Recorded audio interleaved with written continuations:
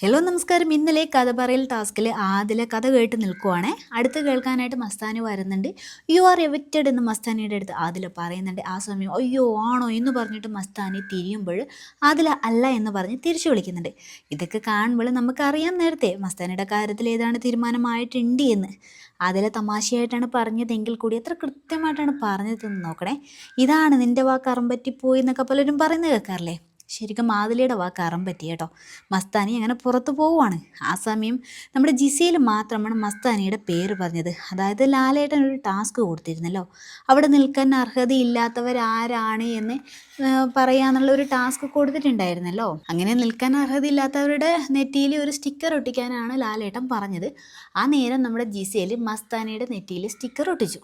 എന്തുകൊണ്ടെന്നാൽ മസ്താനി ആണല്ലോ നമ്മുടെ ഒനിയിൽ ലക്ഷ്മിയുടെ ഇഷ്യൂവിൻ്റെ മൂല കാരണം എന്ന് പറയുന്നത്.